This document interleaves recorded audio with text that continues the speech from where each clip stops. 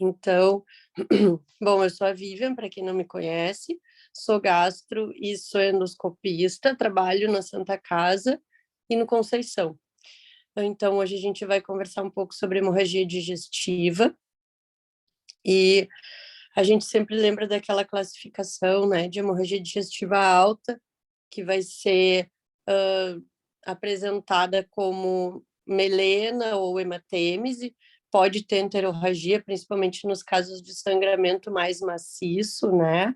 Então, o sangue vai acabar passando direto e saindo pelo ânus mesmo vivo. É mais comum em homem do que em mulher. E na hemorragia digestiva baixa, a gente vai ter a apresentação também de enterorragia ou hematoquesia, né? E a gente tem também a hemorragia digestiva média. Então, a alta seria até o ângulo, a origem até o ângulo de Treitz, a baixa seria abaixo do ângulo de Treitz. Mas hoje a gente sabe que a gente tem a hemorragia digestiva média, que é o que a gente não consegue acessar na endoscopia e nem na colonoscopia. Então, seria de intestino delgado. As causas, eu até coloquei aqui embaixo um quadro que tem no UpToDate de causas. Na verdade, obviamente, não dá para ver bem, né, pela definição ali o quadro, mas só para vocês verem que são muitas, muitas causas. Muitas coisas podem levar à hemorragia digestiva. As principais causas, então, sempre são as úlceras gástricas e duodenais, gastrite ou duodenite erosiva severa. Então, assim, uma gastrite enantematosa, leve de antes, como toda endoscopia tem, não é motivo para hemorragia. Mas uma gastrite que tem erosões, né, importantes, aí sim pode causar uma hemorragia. A esofagite, quando ela é mais severa, varizes de esôfago, de estômago, a gastropatia hipertensiva portal, né, que é uma manifestação de hipertensão portal no estômago, as angiodisplasias, o malorivais, que vocês lembram, né, que então existe uma laceração ali do esôfago distal decorrente de vômitos, pólipos, câncer, e em 10 a 15% a gente não vai ter uma causa identificada. Aqui eu trouxe algumas imagens. A primeira, então, é um bulbo duodenal com uma úlcera ali na parede anterior inferior, que tem só um ponto de fibrina, mas uma úlcera bem profunda.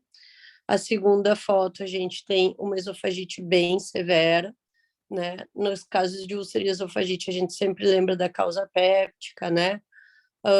Na úlcera também anti-inflamatório, H. pylori, úlcera de estresse. E na esofagite a gente pode ter também anti-inflamatório, algumas infecções, como citomegalo, uso de sonda nasoenteral. Ali abaixo a gente tem uma foto, então, de varizes de esôfago.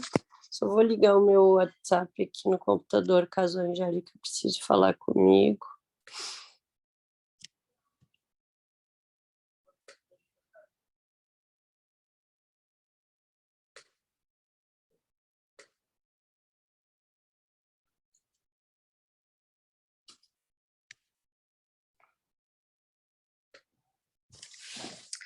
E depois, na figura ao lado, a gente tem, então, uma variz gástrica. A gente está vendo ali uma retrovisão do endoscópio. Então, mostra no fundo gástrico aquela coisa que parece, né, um cacho de uva, assim, que são os vasos dilatados do fundo do estômago. Ali abaixo, no meio, a gente tem as figuras de gastropatia da hipertensão portal. A gente vê que tem uma parte mais vermelha ali, né? Então, pode ser causa de sangramento, especialmente um sangramento menos grave, né? Mais indolente, mais cursando com anemia.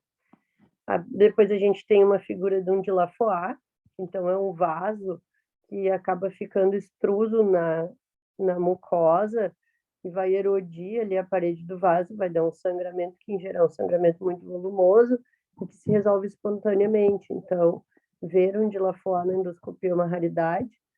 Geralmente, quando a gente vai fazer a endoscopia, ele já cicatrizou e a gente não vai ver nada, né? Depois a gente tem uma angiodisplasia, a gente tem ali um Gave, né, que é o estômago em melancia, que são essas angiectasias antrais, que são causa de hemorragia digestiva e muito de anemia. Aí abaixo a gente tem um adenocarcinoma de estômago, que pode sangrar. Abaixo tem uma outra lesão já muito mais avançada, com um vaso, né, jorrando ali o sangue, um sangramento de mais difícil controle, foram colocados os clipes. Aqui a gente tem, então, como é que a gente faz a avaliação inicial? A gente tem que avaliar a gravidade do sangramento, identificar a potencial fonte e as condições que vão alterar o manejo desse paciente. Então, na anamnese, o que é importante? Hemorragias prévias, as comorbidades, então, vão influenciar no manejo. Cardiopatia, né? A gente sempre tem um cuidado maior com o volume, isso, né? Acabar infectando, ou fazendo alguma arritmia, enfim, descompensação de CC. Hepatopatia, tanto considerando a causa, né, para pensar em hemorragia varicial, quanto no manejo, a gente também vai ter que ter mais cuidado no volume, drogas específicas, coagulopatia, então pacientes que já têm uma história de trombofilia ou que estejam usando anticoagulantes, né? Tudo isso faz a gente pensar tanto na causa quanto no manejo, né? Considerar algumas peculiaridades. Uso de medicações, como eu disse, tanto anti-inflamatório, anticoagulante, bifosfonado, como causa de úlcera de esôfago, por exemplo.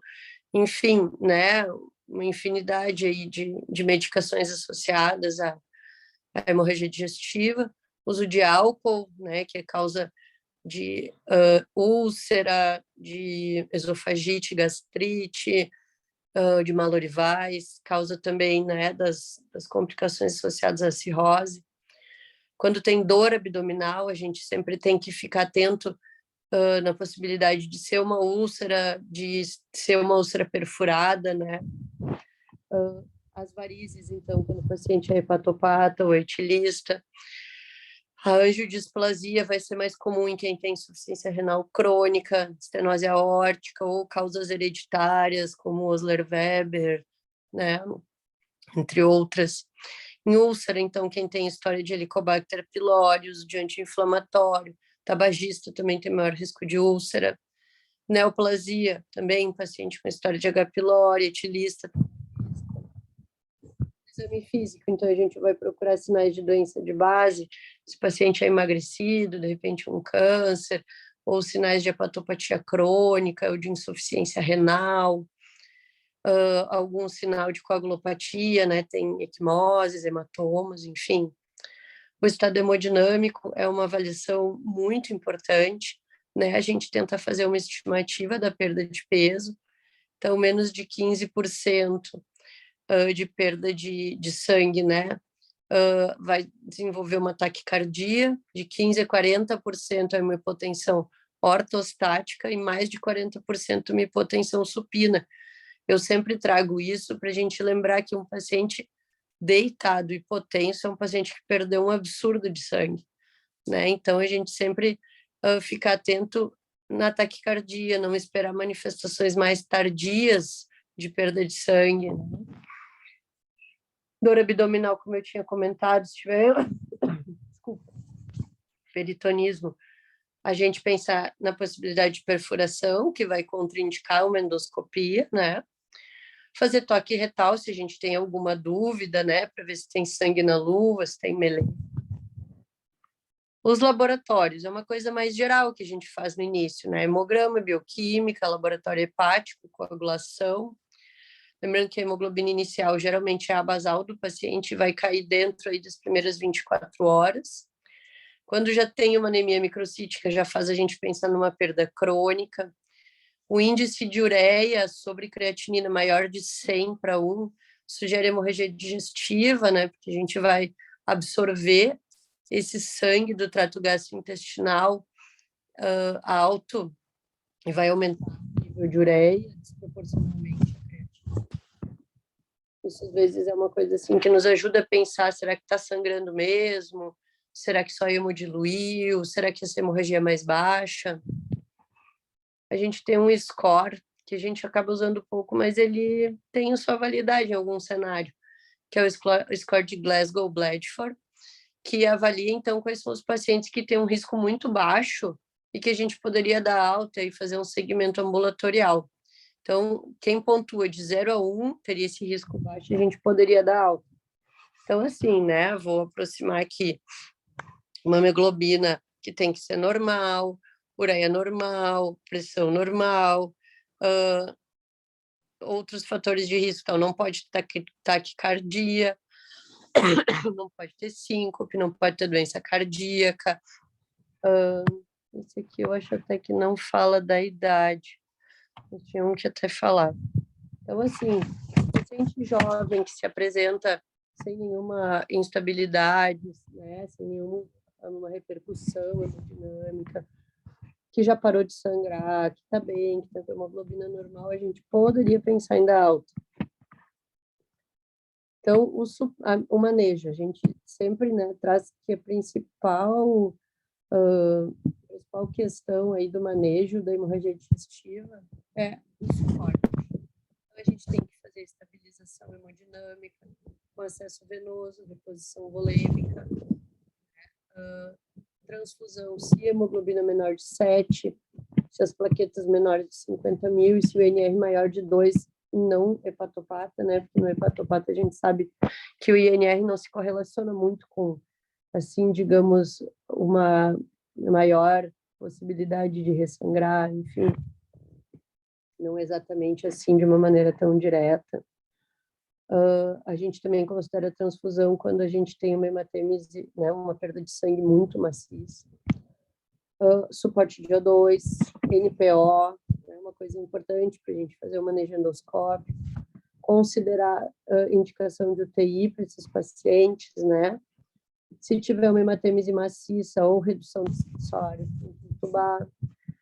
Já começa inibidor de bomba de próton, a gente usa a dose padrão de omeprazol EV, 40 miligramas de dose em DOM. A gente tem estudo que mostra que em bomba não teria maior benefício, então vamos usar assim mesmo. Se tiver suspeita de varizes como causa do sangramento, a gente usa terlipressina ou octreotide, que então vão controlar essa hipertensão portal, né? Isso tudo antes da endoscopia. Aqui a gente está falando do manejo inicial do paciente, antes de saber exatamente qual é a causa. Então, a gente vai tratar todas as que a gente considera possíveis naquele paciente. No cirrótico, a gente usa antibiótico profilático, mesmo que não haja nenhum sinal de infecção, né? Porque ele evita ressangramento, evita infecção, é uma medida bem importante. Considerar a suspensão de anticoagulantes e antiplaquetários, sempre uma decisão que a gente considera também, né, a indicação que teve para esse anticoagulante ou antiplaquetário. Então, uso de stent, infarto recente, AVC, para a gente considerar risco-benefício. Muitas vezes tem que discutir com cardiologista, neurologista, né, a possibilidade de suspender pelo menos por um período. Aqui, então, a gente tem esse quadrinho que eu também trouxe para vocês verem no UpToDate, que tem orientações de emergência para manejo da hemorragia digestiva. É uma coisa bem prática, acho que ajuda bastante, assim, na hora ali do atendimento de emergência. Se vocês quiserem, eu posso mandar para vocês essa apresentação. A endoscopia, então. Geralmente a gente realiza nas primeiras 24 horas, quando o paciente está instável, apesar da ressuscitação volêmica, se tem hematêmese na emergência, se tem contraindicação e interrupção de anticoagulação. Ou então a gente faz dentro de 24 horas. Se não tiver, né, e também o paciente com suspeita de hemorragia varicial, depois eu falo um pouquinho diferente. Mas dentro das primeiras 12 horas, em geral, são esses pacientes. Senão, a gente pode fazer dentro das primeiras 24 horas. Que eu volto a dizer, o mais importante é o suporte, né? Ressuscitação volêmica, medicações, monitorização. Aqui a gente tem um score que a gente usa bastante para hemorragia por úlcera péptica, que se chama FOREST. Ele tem uma boa correlação com o risco de ressangramento. Então, por exemplo, um FOREST 1A é uma úlcera com um vaso jorrando, né? Um sangramento arterial. Então, ele vai ter ali uma chance de 90% de ressangramento. Então, a gente faz a terapia endoscópica, né? Vai botar adrenalina, clipe, ou vai fazer terapia térmica. Depois a gente tem o 1B, desculpa, que então é um sangramento que está em babação, que a gente diz.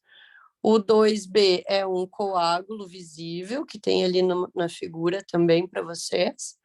Depois a gente tem um coágulo aderido, né? E assim vai reduzindo a chance de ressangramento.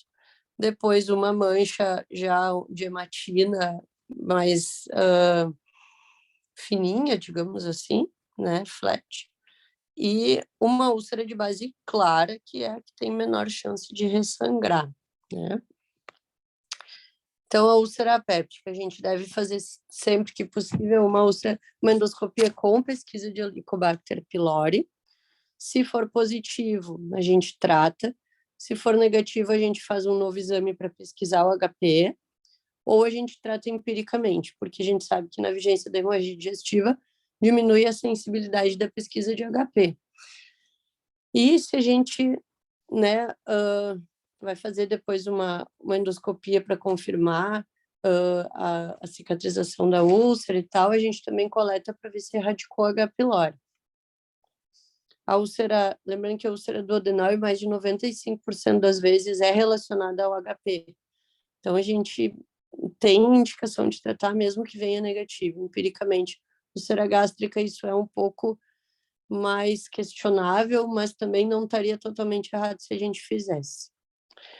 Aqui eu trago outro quadro do UpToDate, que é a avaliação, então, essa inicial, assim, né, do paciente com hemorragia digestiva.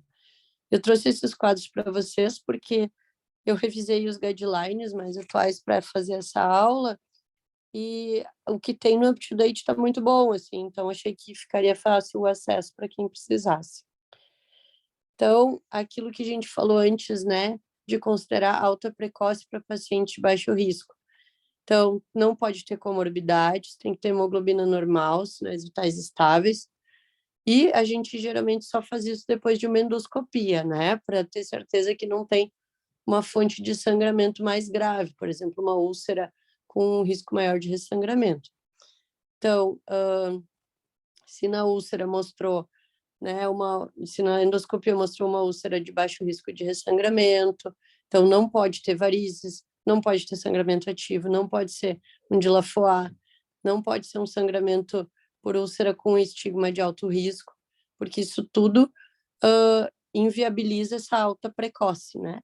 E é claro que a gente precisa ter certeza que o paciente tem uma capacidade de segmento, tanto assim de acesso, né, se tiver um ressangramento, de acesso à emergência, quanto de acesso ao acompanhamento médico posterior, para ver se ele resolveu o quadro. Então, de acesso também, né, a gente sabe na nossa realidade, acesso psicossocial, assim, para manter esse segmento direitinho.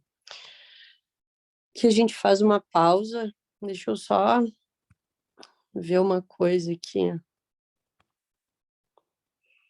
Pessoal, tá tudo ok, só me deem um ok aí, só para ter certeza que eu não tô meia hora falando sozinho. Tudo certo. Tá tudo Aparecendo ok, os doutor. slides e o áudio. Tranquilo. Tá bom, eu vou voltar a compartilhar a tela aqui.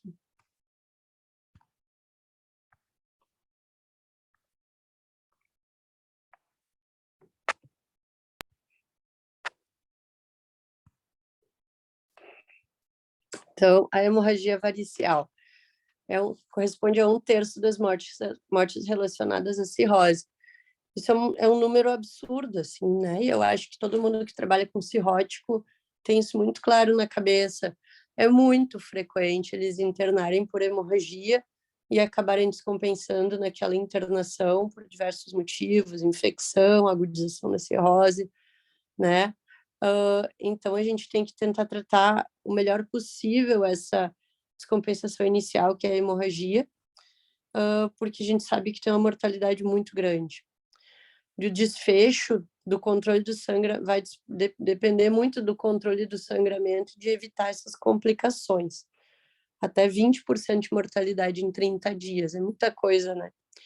Aqui a gente tem uma foto de uma úlcera sangrando, então, para quem já teve a oportunidade de ver na endoscopia, é um sangramento realmente muito rápido, muito intenso. Com as medidas endoscópicas, a gente tem, em geral, um bom controle, mas as coisas têm que ser feitas de maneira muito rápida.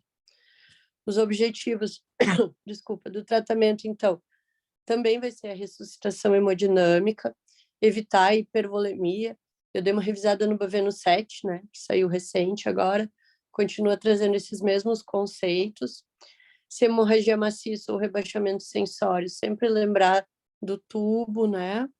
O controle do sangramento, então, como medicamento, a gente vai usar terlipressina, onde for disponível, na Santa Casa a gente tem, e octreotide, se não tiver. A gente usa, em geral, de 2 ou 3 até 5 dias. A terapia endoscópica, que no sangramento varicial deve ser feita dentro das primeiras 12 horas, e quando é um sangramento muito grave, a gente deve fazer o mais rápido possível, né? Aqui a gente tem a figurinha, então, de uma ligadura. Isso aqui é a imagem de um esôfago. A gente está vendo a imagem por dentro do cap, que é tipo uma capinha de plástico que vai na ponta do endoscópio, que é um dispositivo que a gente usa para aplicar as ligaduras elásticas, que é parecido com um ligador de hemorroida, né? Então, a gente liga e a variz geralmente para de sangrar. Então, a gente normalmente faz essa primeira sessão e depois o paciente tem que entrar em programa de ligadura elástica, né? Então, para evitar que ele tenha novos sangramentos, a gente faz essa ligadura elástica em período aí de 4 ou 8 semanas, conforme ele for evoluindo, para evitar e erradicar essas varizes, evitar o sangramento. Se tiver falha, a gente tem balanço Sangstein Blackmore, que a gente sabe que é uma medida, assim, heróica num paciente muito ruim, que tem uma mortalidade muito grande, mas às vezes vai ser uma ponte para a gente conseguir um TIPS, né? Os últimos 2 bavenos já trazem o TIPS como uma opção que a gente deve considerar mais cedo do que a gente, em geral, considera, né? Que o paciente, então, com sangramento mais grave, que está difícil de controlar, ou que tenha uma falha, assim, né, o controle endoscópico, já deve ser tentado um TIPS o quanto antes. E existe a possibilidade de cirurgia, mas que aí é, né, a shunt porto-cava, que é a exceção da exceção, né, que a gente nem vê mais em geral. Aqui eu trouxe uma foto esquemática do TIPS, mas eu acho que todo mundo na Santa Casa está bem habituado, né, então vai ser um shunt, uma comunicação entre a circulação cava inferior e a circulação porta com stent dentro do fígado, para reduzir, então, a pressão porta, né? Aqui a gente tem, então, os objetivos do tratamento da hemorragia variceal.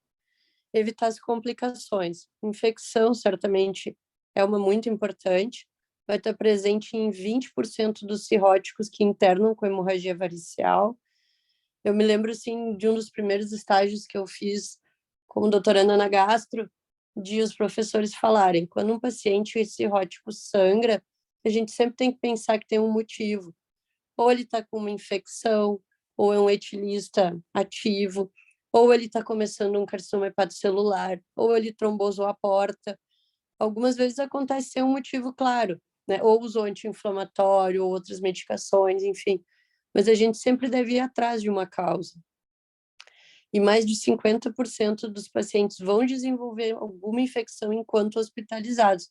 Por isso que é tão importante a gente usar o antibiótico profilático já na admissão desse paciente cirrótico com hemorragia. As infecções mais comuns vão ser infecção urinária, PBE, pneumonia, bacteremia. E de antibiótico profilático, então, como eu falei, ele reduz infecção, ressangramento e mortalidade. A gente usa norfloxacin, 400 miligramas, 2 vezes por dia, por 5 a 7 dias, num paciente menos grave, e ceftriaxone por 7 dias, uma vez EV, né, em pacientes mais graves. A gente tem que lembrar do ACLF, né, Acute on Chronic Liver Failure, que é uma agudização da cirrose num cenário de hemorragia digestiva, uma coisa assim, de certa forma, comum, então vai precipitar as outras descompensações, né, uma piora da função hepática. A insuficiência renal também é muito comum, uma por perda de volume, né, a gente sempre tem que cuidar, então, para manter uma normovolemia, evitar medicamentos nefrotóxicos. Uma coisa que eu gosto de falar, que eu acho que eu até não coloquei aqui, sempre é importante, num contexto de hemorragia digestiva aguda, de um cirrótico, se ele vinha usando o beta-bloqueador, a gente tira nos primeiros dias, em geral recoloca depois de uns 5 dias. Por quê? Porque o beta-bloqueador vai atrapalhar a resposta ao sangramento, a resposta hemodinâmica. Então, o paciente sangra e não consegue fazer a compensação cardiovascular porque ele está beta-bloqueado. Então, num contexto agudo, em geral, a gente tira o beta-bloque, menos que ele tenha, enfim, outras indicações cardíacas mais importantes. A encefalopatia, a gente não tem uma orientação clara de usar, por exemplo, lactulose para prevenir encefalopatia, mas se o paciente que está sangrando apresentar, a gente vai usar. Pesquisar também fatores desencadeantes, né, distúrbios eletrolíticos, o próprio sangue no intestino pode desencadear encefalopatia, infecções também. Lembrar, então, que o ressangramento vai ser mais comum em quem? Em pacientes com mais de 60 anos, em cirrose de etiologia alcoólica, em uma hemorragia inicial grave, com uma hemoglobina menor de 8, em pacientes plaquetopênicos, com encefalopatia. Encefalopatia acaba sempre entrando muito mais como um marcador de doença grave. A CIT, que também acaba sendo esse marcador, né, de uma cirrose mais avançada, uma menor reserva hepática. Hemorragia ativa no momento da endoscopia.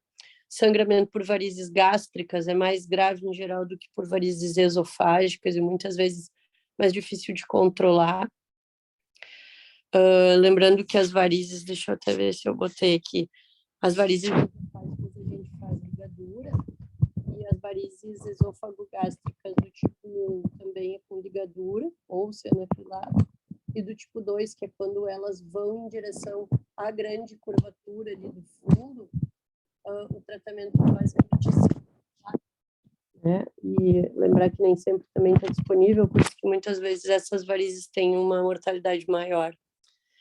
E as varizes grandes, com marcas vermelhas ou coágulos, né, ou sangramento ativo, também tem um risco maior de ressangrar. E a presença de insuficiência renal também aumenta o risco de ressangramento. Então, lembrar que pacientes assim que têm esses fatores, a gente deve ser mais conservador no sentido assim, manter mais tempo na UTI, ficar mais em cima, né? Tem que ficar bem monitorizado, porque tem um risco muito maior de ressangrar. Prevenção primária, então, é beta-bloqueador, então o paciente nunca sangrou, mas tem cirrose, então a gente vai usar beta-bloqueador. Há muitos anos, né, era o propanolol, a droga de escolha, e o Baveno 7 agora nos traz que a primeira escolha já é o carvedilol, tanto de profilaxia primária quanto de profilaxia secundária. Então, hoje em dia o Baveno nos diz que paciente com cirrose e sinais de hipertensão portal, ou seja, varizes de qualquer tamanho, sinais de imagem de hipertensão portal, níveis de hipertensão portal na elastografia hepática, eles devem começar um beta-bloqueador, de preferência carvedilol, para evitar que eles tenham sangramento e progressão dessa hipertensão portal. Então, isso acho que é uma das principais mensagens novas desse último Baveno. De prevenção secundária, a gente segue com as duas modalidades, né?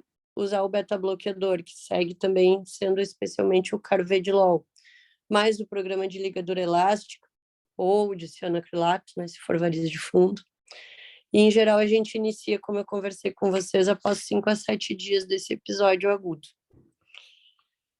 Então, vamos lá dar uma respiradinha para a última parte, que agora é mais curtinha, que é de hemorragia digestiva baixa. Então, esses números são do guide britânico, né, que é, acho que de uns 2 ou 3 anos atrás. A hemorragia digestiva baixa ocorre em 33 a 87%, 87 pessoas a cada 100 mil habitantes ano. Geralmente pessoas idosas que tenham comorbidades, geralmente apresenta como hematoquesia, mas pode também como enterorragia e muito raramente como melena, né, se for um sangramento de ilho terminal ou cólon direito. E 23% vai ter alta hospitalar sem uma causa definida no Reino Unido. Então, imagina no Brasil, né? As causas mais comuns, então, a gente tem aqui a diverticulose, né? O sangramento diverticular certamente é a causa mais comum. Angiodisplasia, hemorroidas, então sempre é importante fazer uma inspeção anal e um toque retal. Quando a gente, né, suspeita muito, dá para fazer até uma avaliação com a prócto ou uma anoscopia. Causa também, né, isquêmica, pós-biópsia ou polipectomia. Eu vou explicar para vocês ali a lesão induzida por radiação, causas inflamatórias, como as infecciosas, as doenças inflamatórias intestinais, as úlceras e as neoplásicas, tanto pólipos benignos ou malignos como o câncer. Então, vamos falar do mais comum, a diverticulose. Como é que acontece? Então, aqui a gente tem a figura de um divertículo, e o divertículo, geralmente, ele ocorre, vocês sabem, justamente na origem de um vaso, que é uma área da parede que tem uma maior fragilidade, né? Então, pode acontecer uma erosão desse vaso e acontecer o sangramento. Ele pode ser até maciço, porque ele pode ter origem arterial. Muitas vezes ele é no cólon direito, né? O que também dificulta muito a gente a conseguir, né? Dar o flagrante, assim, nesse sangramento pela coluna. E geralmente não está associado a diverticulite. Mas a gente sempre fica de olho, pergunta para o paciente se ele vinha tendo febre, dor, né? Eu já vi várias vezes ser associado a diverticulite, né? O guide traz como geralmente não tendo associação, mas a gente sabe que é bom sempre pesquisar, porque existe a possibilidade. E aí a gente não deve fazer colono, né? Por isso que eu trago essa informação. 80% das vezes eles são autolimitados. Então, é geralmente o que acontece. A gente vê, o paciente veio por enterorragia ou hematoquesia, né, descarta causas orificiais, ele acaba ficando na internação ali, muitas vezes até faz uma endoscopia para descartar uma causa alta. Aí fica naquela coisa, vai fazer colono, na colono não tem nada, só tem divertículos. Aí o paciente vai para casa, geralmente não tem sangramento na hora da colono. Aí acontece, o paciente vem de novo, acontece a mesma coisa, assim, então isso é relativamente frequente. Quando a gente tem sangramentos diverticulares que são difíceis de controlar ou muito recorrentes, a gente às vezes até tem indicação de colectomia, né? Especialmente quando a diverticulose é mais localizada ou quando a gente sabe de onde está sangrando, né? Mas em geral, realmente eles são autolimitados. Outra causa, então, é a angiodisplasia, que a gente tem uma figura, né? É um vaso ali que vai, são vários tipos, né, de conformação ali, componente venoso, componente arterial, então que vai ter um sangramento, geralmente também é um sangramento autolimitado, porque a maioria das vezes ele é venoso, muito frequente ter uma anemia crônica, né? Está associado com outras doenças, como estenose aórtica, doença de von Willebrand, insuficiência renal crônica, com a própria idade, né? A gente sempre que faz uma colono e acha uma angiodisplasia, a gente só trata se tem indicação, seja tem uma história de um sangramento que suspeitava que fosse por angiodisplasia, ou se tem uma hemorragia digestiva. Desculpa, se tem uma anemia crônica, sem outra causa, né? E claro, se a gente faz nessa internação a coluna e vê angiodisplasia, a gente deve tratar. Eu não cheguei a entrar nos detalhes do tratamento aqui, mas a gente pode usar coagulação com plasma de argônio, clipe, enfim, várias opções aí terapêuticas. As colites, elas podem ser infecciosas, geralmente a gente vai ter um quadro junto de diarreia, febre, lembrar daqueles patógenos clássicos, né, Salmonella, Campylobacter, Shigella, que são associadas a disenteria, algumas cepas de Escherichia coli também. Uma coisa que a gente também vê com uma certa frequência é a colite isquêmica, lembrar daquelas localizações mais clássicas, como o ângulo esplênico, né?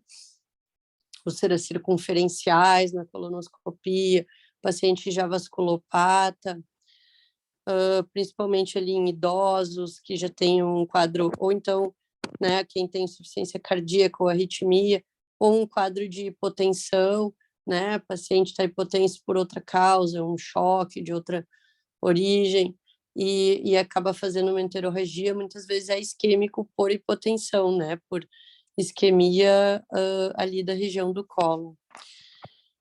Estados de hipercoagulabilidade também, né, daí uma causa trombótica, e geralmente tem dor abdominal, né, na isquemia, tanto na colite isquêmica, como também na colite infecciosa e inflamatória. Aqui a gente vê uma imagem de colono com uma necrose da parede colônica. Isso aqui é uma imagem muito grave, né? Isso aqui vai evoluir para uma colectomia.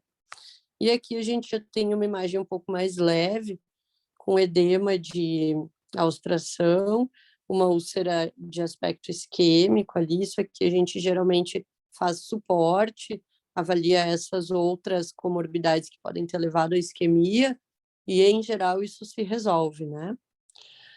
As colites, então, por doença inflamatória, retocolite Crohn, é mais comum o sangramento na retocolite, mas a gente vê com bastante frequência no Crohn também.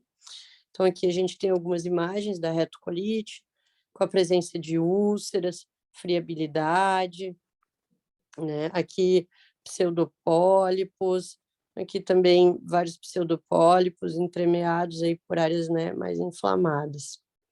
Geralmente também é uma queixa mais crônica de sangue, outros elementos patológicos nas fezes como muco e pus, dor abdominal, perda de peso, maior, né, parte dos pacientes. A gente não vai considerar outras causas, geralmente, como isquêmica, né, nesses quadros.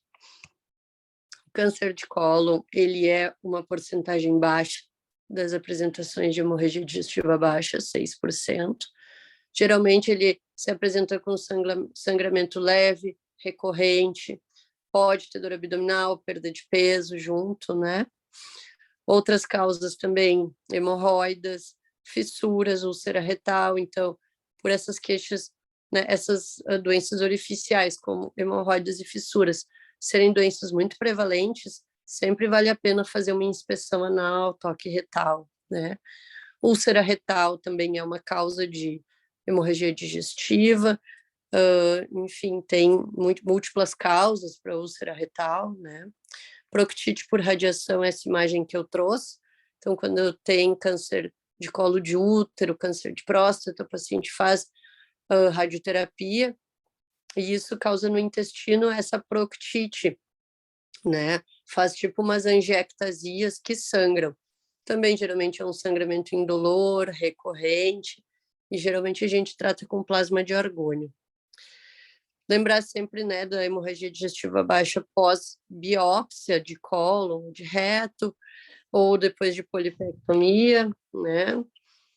Lembrar também, principal questão inicial é o suporte. Então, avaliação inicial, anamnese, exame físico, laboratório, a gente avaliar a gravidade desse sangramento, medidas de suporte com monitorização, ressuscitação volêmica, oxigênio, transfusão, UTI, considerar suspensão de anticoagulante, antiagregante. Se tiver instabilidade, além das medidas de suporte, a gente tem que excluir hemorragia digestiva alta. Então, um paciente com melena, né, com enterorragia e instabilidade hemodinâmica tem uma grande chance de ter uma hemorragia digestiva alta e não baixa, né?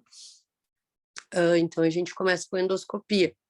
Quando é um sangramento muito profuso, a gente pode usar angiotomografia de urgência, né, angiografia, que a gente pode fazer terapêutica, né, pode embolizar um vaso. Então, num paciente instável com um sangramento considerável, essa é uma boa opção. Tem que ter pelo menos 0,3 a 1 ml por minuto de sangue, né, de sangue, sangramento ativo. Identificar a fonte de sangramento, então, geralmente com a colonoscopia, o ideal é que seja dentro das primeiras 24 horas com preparo. Colono sem preparo não é indicado, né? Porque a gente tem uma chance muito, muito pequena de identificar a fonte de sangramento por sujeira no cólon, né? Então, imagina, achar uma coisa tão pequena como uma angiectasia, às vezes um Dilafoy, né, que acontece também no cólon, ou o próprio divertículo sangrante, é praticamente impossível se o cólon não estiver bem limpo. Nem sempre é possível identificar a fonte, como a gente conversou. Acintilo é uma possibilidade, quando a gente tem um sangramento que está ativo em menor fluxo, de 0,1 a 0,5 ml por minuto. Ele é o exame mais sensível, mas é mal localizado. Então, assim, vem, né, o resultado, foco de hemorragia no hipocôndrio esquerdo. É meio complicado o uso da cintilo, assim.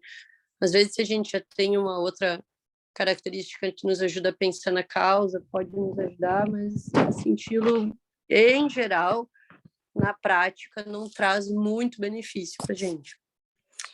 A angiografia aqui tem uma imagem que mostra um ponto sangrante ali, onde pode ser feita uma embolização. Aqui eu trago para vocês um fluxograma do Guide Britânico de Hemorragia Digestiva Baixa, que traz, né, esses passos que a gente conversou. Uma outra coisa que eu acho interessante é esse score que a gente acaba não usando na prática, mas acho que a gente deveria considerar, que se chama Auckland Score. Então, ele pontua também pela idade, pelo sexo, pela história de hemorragia digestiva baixa prévia, pelos achados ali, né, de sinais vitais e de hemoglobina. Então, qual é o risco desse paciente de ter alguma lesão mais importante de ressangrar? Então, a gente poderia dar uma alta precoce segura em um segmento ambulatorial com score menor ou igual a 8, para esse paciente fazer uma coluna em 2 semanas. Então, chegou o sangramento que a gente acha que não tem maior gravidade, não tem repercussão hemodinâmica, paciente jovem, e a gente tendo a possibilidade de marcar, né, de já deixar marcado uma coluna, ele poderia ir para casa e voltar para fazer essa coluna para a gente identificar a causa. O tratamento da hemorragia digestiva baixa, diferente da alta, então não tem um remédio que a gente dê lá na admissão, né? Ele vai depender muito de cada causa, e a maioria das causas não tem uma medicação específica, diferente da hemorragia digestiva alta. O tratamento, na maior parte das vezes, vai ser conservador, com medidas de suporte, porque a maioria é autolimitado. Algumas vezes é um tratamento endoscópico, algum clipe de uma úlcera com um vaso, de um divertículo sangrando, ou uma terapia por radiologia, né, uma embolização, algumas vezes cirúrgico, né, uma colite isquêmica, por exemplo. E aqui a gente vai para a última parte, que é a hemorragia de origem obscura. A definição, então, é quando a gente não encontrou fonte de sangramento por endoscopia digestiva alta e por colono. Então, a gente infere que seja de origem no intestino médio, né? A gente pode se valer da cápsula endoscópica, tentar fazer o mais precoce possível para tentar pegar essa lesão sangrante. Quanto mais tempo passa, menor é a sensibilidade da cápsula. Só que, assim, na prática, muitas vezes isso é complicado, porque vai fazer endoscopia, daí vai fazer o preparo da coluna. Até que tudo isso é feito, muitas vezes já parou de sangrar, e depois até que se consegue uma cápsula, mesmo que por convênio, tudo ainda é muito difícil aqui para nossa realidade. Então, eu ainda não tive nenhuma experiência de sucesso aí de usar a cápsula no contexto de hemorragia digestiva aguda. Mas a gente tem que lembrar que é uma ferramenta. E que é uma ferramenta só diagnóstica, porque não tem como fazer terapêutica com a cápsula. Se a cápsula mostrar, é uma angiectasia na terceira, quarta porção do duodeno, ou lá no ilho, né, ou uma erosão, a gente pode até considerar aí uma terapia por enteroscopia, mas geralmente eles só recomendam enteroscopia após a cápsula, para justamente essa terapêutica. Aqui eu trouxe um quadrinho que também tem num dos guides, que é só para vocês terem, se vocês quiserem à mão, as orientações das medicações, o que fazer com anticoagulantes e antiagregantes no contexto de hemorragia digestiva. Então, né, o AS, prevenção primária, a gente para, prevenção secundária, mantém ou retoma após a hemostasia, o varfarin suspende na chegada, tal, ali a clopidogrel, os novos anticoagulantes. Então, isso aqui eu trouxe mais para a gente ter, assim, uma coisa à mão quando precisa, que tem as recomendações direitinho. Aqui eu trouxe a bibliografia, então, são esses principais guides que saíram nos últimos anos, né? Se alguém precisar da bibliografia, eu posso passar também. E vou fechar minha tela aqui, fico à disposição para a gente discutir. Se vocês tiverem perguntas, gente, se vocês quiserem alguma coisa da apresentação, é meio corrido, assim, porque é um assunto muito grande, mas dá para ter uma visão geral.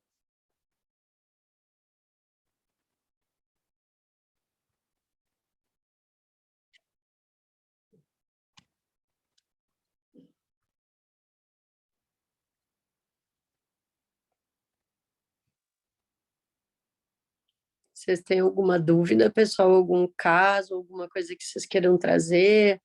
Ou se depois vocês quiserem me mandar também algum caso, alguma dúvida, eu fico à disposição de vocês.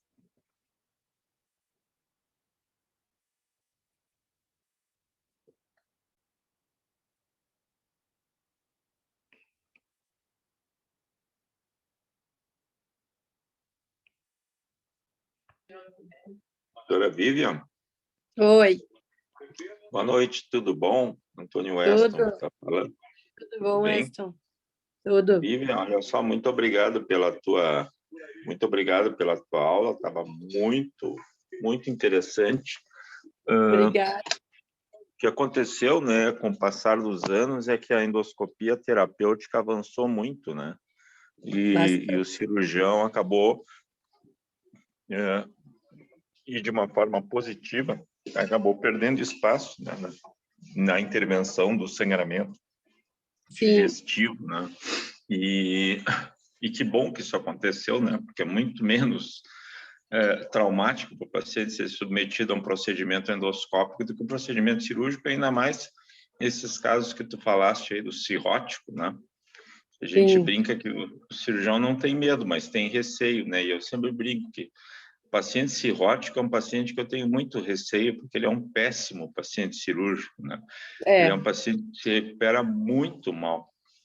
E a taxa de morbimortalidade do cirrótico é muito alta. Então, principalmente na questão das varizes, né, esofágicas, que são sangramentos extremamente importantes, né, são sangramentos volumosos. E num paciente ruim, né? Então, o índice de sucesso das ligaduras. Vou tomar aqui uma água.